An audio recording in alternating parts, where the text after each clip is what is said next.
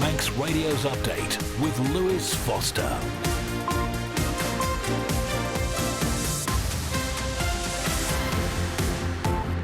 Fastamai, good evening. It's 5 o'clock on Wednesday, the 4th of September. Welcome along to Update, your half-hour look at all the latest news, sport, business and weather. Coming up, secondary schools on the island introduce a phone ban. We take a look at progress on the Douglas seawall. And could we soon have to start paying to park at the bowl? All that and more. We'll also keep you posted on anything to watch out for travel-wise, and as ever, your thoughts are always welcome. You can text 166 177 or email studio@manxradio.com.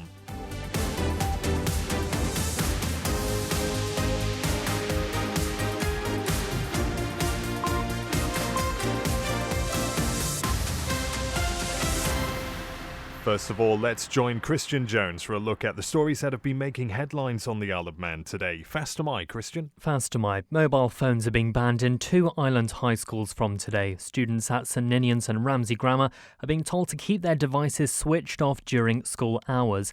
It's a rule the Department of Education is hoping to implement across all island schools.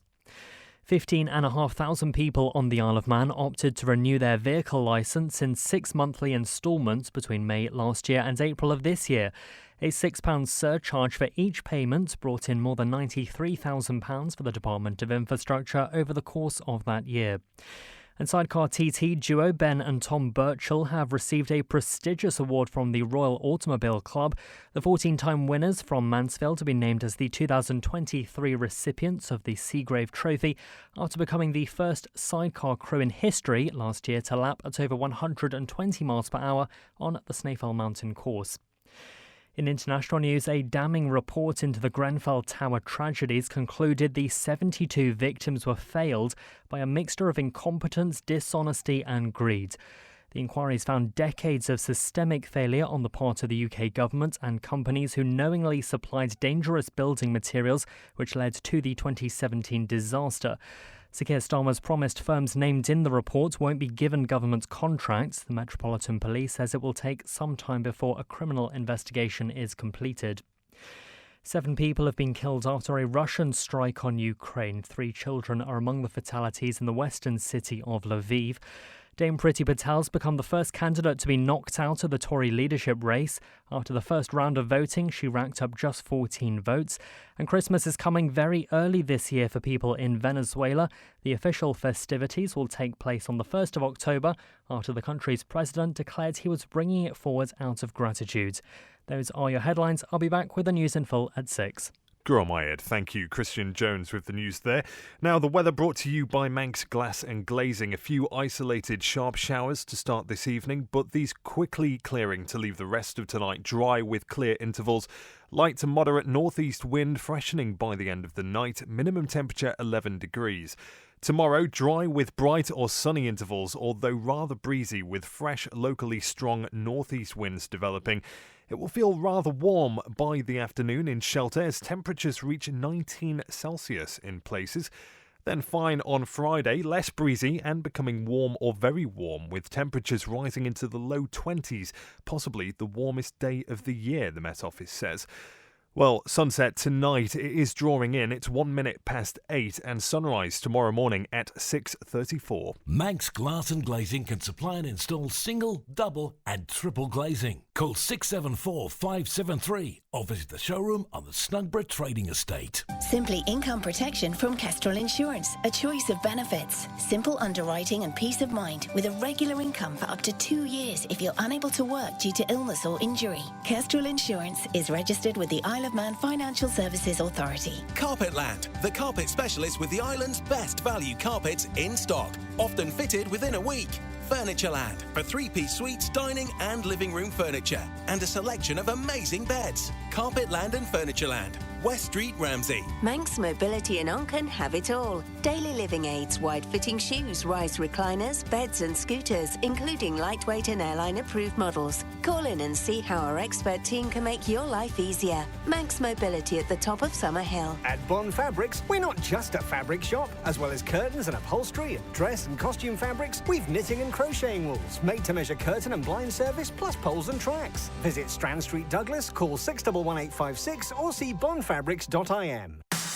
You're listening to the Isle of Man's quintessential daily news and current affairs roundup. Update on Manx Radio. And the time now, 5:05. Two of the island's high schools have introduced mobile phone bans today. St Ninian's and Ramsey Grammar both asked students to keep their devices switched off during school hours.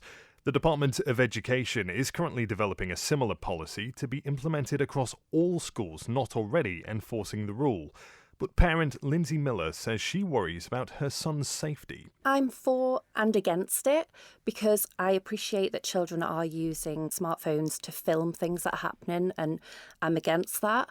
I don't agree with that. And I know that schools are actually asking children to use their phones occasionally in class, but my main reason as why I'm against it is actually my son was bullied. He'd locked himself in the toilet. There was children kicking the doors, punching the doors, throwing water over him, and he recorded that, and the children actually named each other that were involved in the situation. So again, it brought up what was happening to my son and they were able to deal with it. I think without that evidence, it probably would have continued. If he didn't have his phone, he could have stayed in there all day, and would they have noticed he was missing? I don't know.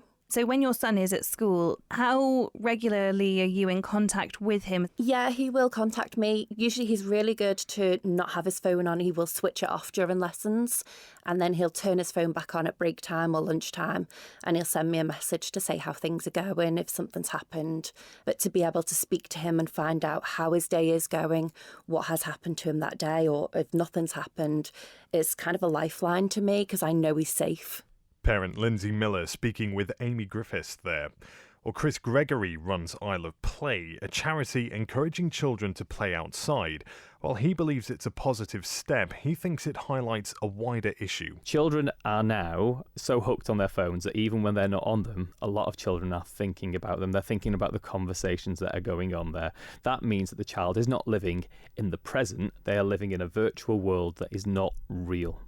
So children are not in touch with each other, they're in touch with each other's phones. And that is a real issue. There is no substitute for face-to-face interaction. We're often said, oh, what do you think my child should get as a toy or something to play with? There's nothing better for a child to play with than another child.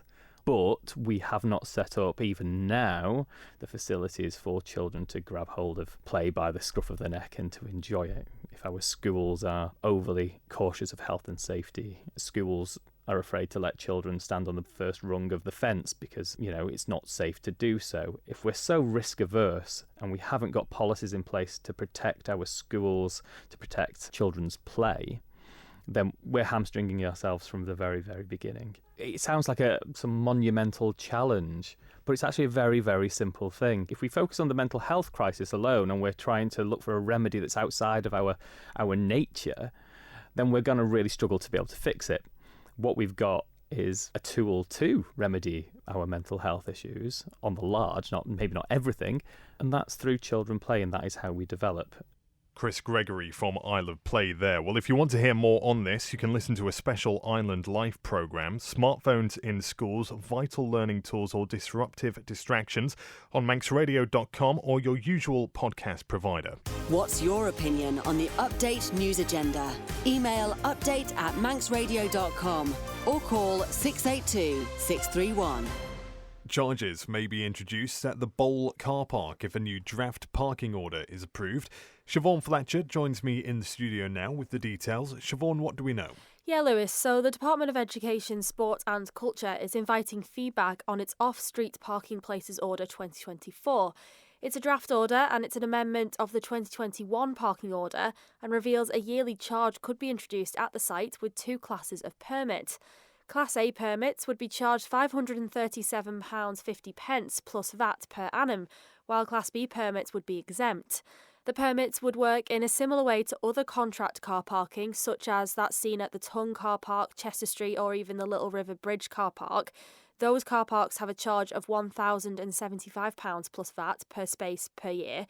The order would also restrict overnight parking at the Bowl, the NSC and the UCM car parks on Greenfield Road, Douglas and Hills Meadow in Douglas. You mentioned some exemptions there. Do we know who would be exempt? Yeah, so to apply for a Class B parking permit and therefore be exempt from the charges, an applicant would have to fall into one of the following categories. So basically, students of UCM who are attending the NSC or the Advanced Manufacturing Training Centre, that's in Hills Meadow in Douglas. Staff of UCM who equally are at the NSC or the Advanced Manufacturing Training Centre during the day, or a person who works at the NSC or its facilities and is attending the NSC or its facilities in their professional capacity. And this is a draft parking order, so do we know how far it is in the legislative process? Yeah, it's very much in the draft stages, like you say. The government is inviting comment on it, though. A public notice issued in the Courier in August states that a draft copy of the order is available for inspection upon request. That's by email, so descpolicyhub@gov.im, or you can go to Douglas City Hall during normal office hours. Anyone wishing to make representations on or object to the proposals should do so in writing to that email address, that was descpolicyhub@gov.im, or they can do so in writing to the department. That address is available at our website. However, it's worth noting that the deadline to make representations against the change is this Friday, that's the 6th of September. Siobhan Fletcher, Guru Mayed. Well, Manx Radio has contacted the Department of Education, Sport and Culture and the Department of Infrastructure as the department which enforces parking restrictions for comment. The time now, 11 minutes past 5. If you've been on Douglas Promenade lately, you may have seen the progress being made with the new seawall. The added extension running between the War Memorial and Spectrum Apartments was originally due to be finished this month. But it did start later than planned, so it may be some time before it's complete. John Moss has been down to have a look. Well, how tranquil it all looks. I'm here on the steps just leading down to the sea on the promenade here in Douglas.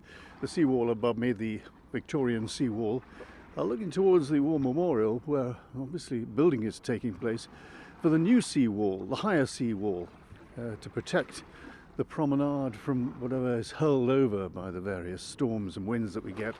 From now on, I suppose, although we are getting quite a few winds in the summer, it seems, as well. So just go along there and check on progress. The seawall along there, where it is running from the War Memorial northwards, is supposed to be finished by September. Well, of course, it started late. It was supposed to be started by May, and it hadn't started, so they had to get a move on. I'm just going along there to check and see what progress has been made and whether we can expect it to be completed before it's really called upon in the autumn and winter months. For those who don't know, this particular seawall is built by putting an iron mesh up, very solid, substantial iron mesh, and then putting concrete over the top of it. Here there's about 100 yards, well, probably a bit less than that, of this mesh that's been put up, waiting for the concrete to be set over the top of it. Well, looking along, I can see the War Memorial over there. It's probably another 200, 250 yards before it reaches the War Memorial, so that work has yet to be done. And obviously winter is approaching when the whole wall, or this section of the wall, which doesn't go along the entire promenade, of course, is completed. I don't know. We just have to wait and see, and I suppose hope that we don't get a really big storm and a big surge happening before the work is completed. Our indifferent summer has already given us the opportunity to see that part of the new higher seawall in action.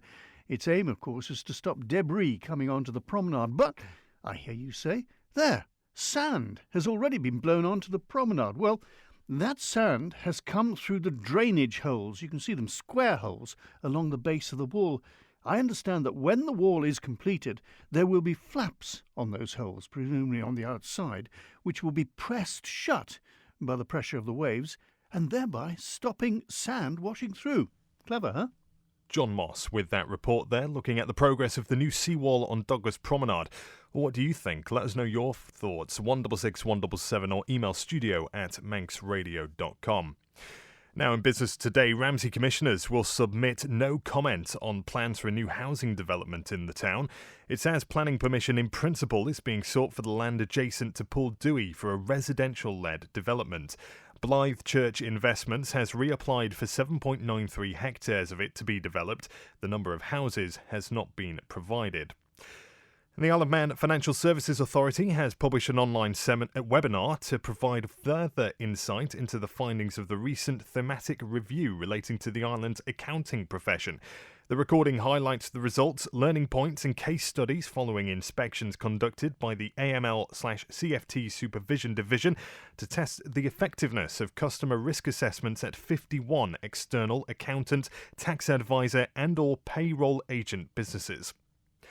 The latest stock market report from Ramsey Crookall now. UK and European stocks finished in negative territory, although they finished well off their earlier lows after Wall Street recovered in morning trade following hefty losses on Tuesday. The decline in the region's markets comes after the major US averages kick-started September lower. US markets were closed Monday for the Labor Day holiday, with the S&P 500 clocking its worst day since the early August global rout. Gold prices hit a 2-week low before recovering in afternoon trade as a sharp sell-off in equities forced a rush to cover margin calls, adding pressure on bullion ahead of keenly awaited non-farm payrolls data due later this week. Brent crude slipped below $74 per barrel. I can tell you it's down 0.53% to $73.29. That was after Libya's rival governments reached a deal to appoint a governor to Libya's central bank, which would resolve the dispute that prompted the shutdown of oil fields and export terminals last month. The shutdowns had decimated the country's output of some 1.2 million barrels daily. The markets at the close, the FTSE 100 down 0.35% to 8,269, and the DAX down 0.74% to 18,607. A short time ago, the Dow Jones up 0.4% to 41,100, the S&P 500 up 0.24% to 5,542, and the Nasdaq up 0.29% to 17,185. British pound sterling trading at 1.314 US dollars and 1.186 euros, and gold up 0.17% to $2,496. I'm running late again. Do you know where I put my car keys? In the fridge. Where's my phone? Under the dog basket. Bye. You haven't forgotten that we're seeing Ramsey Crookall later? Oh, no, of course not. 5 p.m, is it? 2:45. I'll be there. Life is busy. That's why Ramsey Crookall's team takes time to help you make a mindful investment decision, considering all the options, giving you full control of your financial future. Less stress, more assurance. Forgot to put my shoes on. Oh. See how we can make your money work for you. Call 717171 or visit ramseycrookall.com. Licensed and regulated by the Isle of Man Financial Services Authority. You're listening to the Isle of Man's quintessential daily news and current affairs roundup. Update on Manx Radio. 17 minutes past 5. Let's take a look at the road, shall we? Manx Radio Travel, driven by Quayside Tyres and Service Centre. Well, in Douglas, temporary lights replacing the main lights at the Brown Bobby, 24 hours a day for roof repairs there. And until the 6th of September, I believe that's Friday, temporary three-way lights at the bottom of Banks Hill by the railway station, 24 hours a day for gas repairs there. If you're travelling through Onken, temporary lights on Summer Hill near Hague Drive, 24 hours a day for gas main work there. And between Baldrine and Laxey, temporary lights on the Coast Road between Baldrine and Laxey at the Balabec tram crossing, 24 hours a day for work on the crossing there. Well, over at the airport, the 4:30 EasyJet flight in from Manchester delayed until 6 o'clock, so the 5 p.m. departure delayed until 6:30. And the 6:30 arrival from Belfast International EasyJet as well, delayed until just gone 7 o'clock, and so the departure back pushed back to just after past.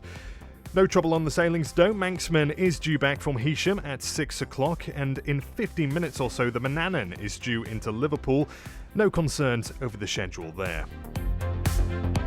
Ask how you can spread the cost interest-free at Quayside. 19 minutes past 5. A rule change brought into force last year meant motorists could pay for their vehicle licence in 2 6-monthly instalments. But there's a catch. If you opt to split the payments, you incur an extra £6 surcharge each time. And we now know how much money that's made for the Department of Infrastructure, as Christian Jones reports. Between May 2023 and April of this year, more than 15,500 people chose to pay in 6 monthly instalments. 15,528 to be exact. So let's do some calculations and, well, you get a total of £93,168 in additional revenue for the Department of Infrastructure. The ability to pay in instalments came at the same time vehicle duty went up across the board. A 10% increase approved by Tynwald in March 2023 saw road tax start at £65. It was the first rise in 3 years and saw electric vehicles subject to the fees as well. Taking into account that increase, it's estimated the annual amount collected from road tax now stands at around £15 million, all of which goes into Tynwald's General Revenue Fund. Around £6 million of that is spent on the people, materials and services needed to maintain the island's roads. And as you can probably imagine, the rise in vehicle duty wasn't the most popular of moves, and some MHKs criticised the additional surcharge for people wanting to pay in smaller instalments. Russian MHK Juan Watterson said government was making it more expensive to be poorer. The figures have been released via Hansard following a commitment made by the Infrastructure Minister in a sitting of the House of Keys in May. Arbery Castletown and Maloo MHK Jason Morehouse had asked what consideration had been given to reducing that £6 cost. Christian Jones with that report there. Maloo commissioners met this morning to discuss a number of issues affecting the parish. On the agenda was the government's waste strategy consultation, a couple of planning applications and an update on the Balthane roundabout. Our local democracy reporter Emma Draper was at the meeting. On the agenda was the government's new waste strategy and principles. The commissioners agreed that the questions were more like statements and expressed their disappointment that it should have been brought to the board first. There were also concerns about how it would affect local authorities if it was to be centralised, and statements about it being cheaper may not be correct. Members also said it was aspirational, but it was agreed to allow the clerk to fill out the consultation on behalf of the commissioners. Also on the agenda was a planning application to allow a knitwear company to use Barul House on Ronalds Way Industrial Estate. The commissioners said there had been a request from the government to include active travel routes and accessibility plans due to the number of parking spaces in the proposal. They were also told the business is hoping to move into the warehouse at some point next year. A point was also raised about refuse collections. The clerk said he will give them a quote if they want the local authority to carry it out and explain what other options are available to them. The commissioners agreed to support the application. An application for a new Ballasalla Airport garage was also discussed by the board. It would see the garage modernised with some self-service pumps and separate parking spaces for those using the shop. The board agreed it would be an improvement, whilst a second unit will be built next door, and decided to support it. An update was also provided about the ongoing issue with Balthane roundabout. The clerk said the Department of Infrastructure is waiting for deeds to be signed from 4 other people, but the covenant is being dealt with by the Attorney General's chambers. Maloo commissioners will next meet on Wednesday the 2nd of October. Local democracy reporter Emma Draper with that report, and you can find all that information over at manxradio.com. You're listening to the Isle of Man's quintessential daily news and current affairs roundup. Update on Manx Radio. And the time now, 23 minutes past 5. After just one win in 6 last month, FC Isle of Man made the perfect start to September as a clinical second-half display helped them to a 3-1 win at Prestwich Hayes in the NWCFL Premier Division last night. Speaking to the FC Isle of Man club media at full time, manager Paul Jones praised his team's resilience and also highlighted the performances of 2 of their goal scorers, Charlie Higgins and Adam Adebayi. I thought we should have been 3-0 down, to be honest, in the first half. We weren't quite at the races. We had some good play at times, but we were just sloppy in our own half and gave them 3 at least very good opportunities and rode them on luck, which is unusual for this season so far, so I'll take that. Second half, I thought we started half decently and went a goal down against the run of play, and then we were excellent Really good, really good. I know the subs came on and made a big impact like they did on Saturday, and I'm really pleased for Adam and Steve to have the impact that they've had. But yeah, every single one of them was brilliant in the second half. I'd like for us not to go a goal behind and then have to react. At some point we need to take the lead and be a bit clever about how we go about that. But I can't complain. We don't beat Prestwich very often, and to come away and be relatively comfortable at the end of the night, even playing with 10 men for 10 minutes, then yeah, it's all good. Charlie won't mind me saying it, I don't think, but that's the challenge that we place on him, really. He's wonderful in his attacking flair when he's direct. He's got aspirations to play at a higher level. He'll only do that if he can do his out-of-possession stuff, and he did that. I thought he was excellent out-of-possession. I thought they all were second half. We knew that Adam's pace would cause him a different challenge, and that's certainly what happened, and I'm really happy for him. He's come into the group new this season and not missed a beat, and he's been absolutely fantastic. And you need those players that are just going to run and run and run, and he does that for us, and hopefully then frees up the creative players to do what they need to do. So no, really happy for him. I think it's fantastic, and happy to go home with 3 points. FC Isle of Man manager Paul Jones speaking from outside a rave by the sounds of it. Manx Radio Sport. And with a look at today's sporting news, here's sports editor Rob Pritchard. Faster my. Well, sticking with football, and Corinthians and Union Mills are among 4 teams who've made it 2 wins from 2 in the Canada Life Men's Premier League following last night's first set of midweek football fixtures of the 24-25 season. In Tuesday evening's top flight ties, Corinthians were narrowed 2-1 winners at St John's United, whilst Union Mills made it back-to-back 3-0 victories at Moraun. Both defending champions Ayr United and Peel have also maintained their perfect starts with victories against Onken and Ramsey respectively. Well, in Division 2 last night, Braddon have now managed 16 goals in their opening 2 games as they claimed a dominant 6-1 victory at Douglas and District to stay top of the pile. The Southern derby between Colby and Castletown was voided following a dispute over pitch conditions. The matter is now being looked into. Tonight sees 11 fixtures pending across the combination divisions, all of which are due to kick off at 6:15 p.m. In cycling, Manx pro rider Max Walker has secured a top 20 finish on today's second stage of the 2024 Tour of Britain. Walker, who's representing Great Britain, crossed the line in red car in 19th spot, just under 90 seconds behind stage winner Stephen Williams of Israel Premier Tech. Meanwhile, Ireland resident Ben Swift, who's competing for Ineos Grenadiers, finished in the same pack as Walker in 41st place. Elsewhere, there was also a good performance from Manxman Tyler Hannay, who finished 13th on the second stage of the Tour of Poyang Lake in China for St Piran. And finally, in motorsport, sidecar TT duo Ben and Tom Birchall have received a prestigious award from the Royal Automobile Club. The 14-time TT winners have been named as the 2023 recipients of the Seagrave Trophy after becoming the first sidecar crew in history last year to lap at over 120 miles an hour on the Snaefell mountain course. The accolade recognises those who show a spirit of adventure for the outstanding demonstration of skill, courage and initiative in transportation on land, water or in the air. Numerous TT competitors have won the trophy over the last 94 years, including Mike Hailwood, John McGuinness, Joey Dunlop, Carl Fogarty, Jeff Duke and John Surtees. Rob Pritchard, Guromyed. And that's it for Update this evening. Do remember you can contact us in the Manx Radio newsroom at any time by email. It's newsroom@manxradio.com. And as always, there's much more on tonight's stories on the Manx Radio website, including interviews in full in the newscast section. Coming up next, Howard Kane presents Spotlight before Chris Kinley returns with Greatest Hits from 6 o'clock. Update will be back at the same time tomorrow.